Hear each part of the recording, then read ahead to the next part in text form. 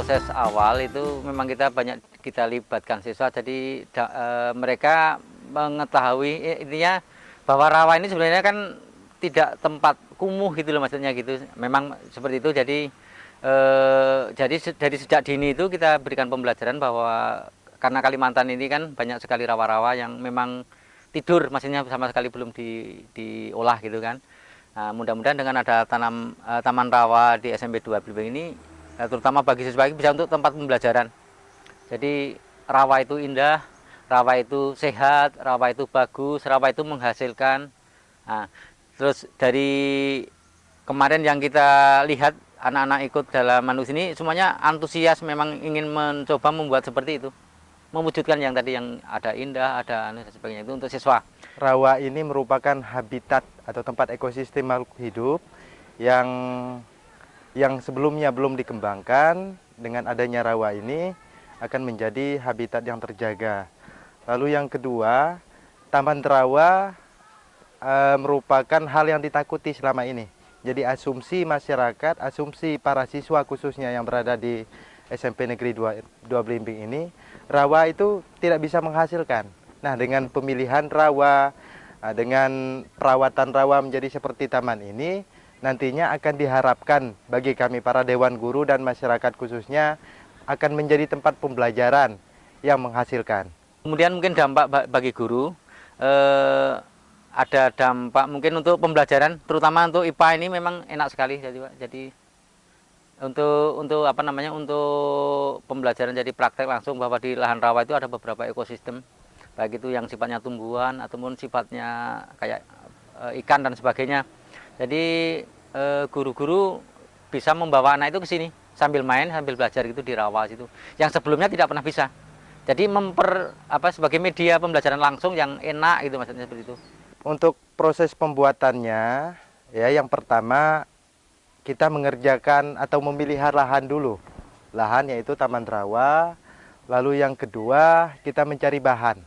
Bahannya, alat yang diperlukan itu menggunakan bambu sebagai pagar dan sebagai keliling untuk menanami tanaman-tanaman yang di rawa. Lalu proses berikutnya kita membentuk kolam, Pak. Nah, kolam rawa kita bentuk. Setelah terbentuk kita menata ya sketsa sesuai dengan sketsa awal. Lalu baru kita menanami ikan. Artinya disebarkan ikan-ikan yang akan kita pelihara, dan juga tidak lupa kita menyebarkan pohon-pohon yang khususnya hidup di rawa. Jadi selain kita merawat ekosistem, kita juga menambah tanaman dan menambah habitat ikan yang ada di rawa. Kalau tanaman, Pak, di sini lebih kami khususkan kepada eceng gondok, lalu kangkung air, kantong semar.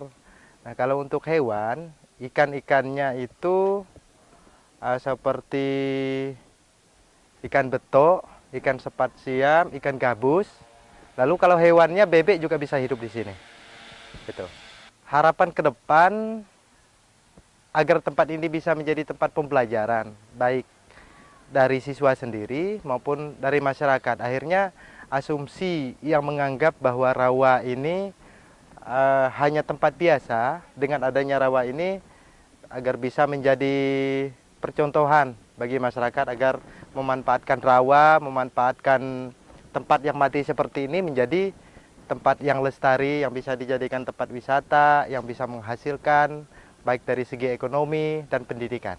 Kalau dampak bagi masyarakat, saya amati mungkin sore ini nanti akan datang lagi orang mancing. Jadi artinya dengan lahan dibuka seperti itu, masyarakat senang melihat bahwa tanah yang bersih, yang tadi dulunya kumuh, terus dia bisa mendapatkan hasil dari ikan mancing di sini. Artinya untuk mungkin rekreasi ya, untuk rekreasi. Kemudian mereka tentunya nanti akan membuat perubahan di lahan mereka sendiri-sendiri.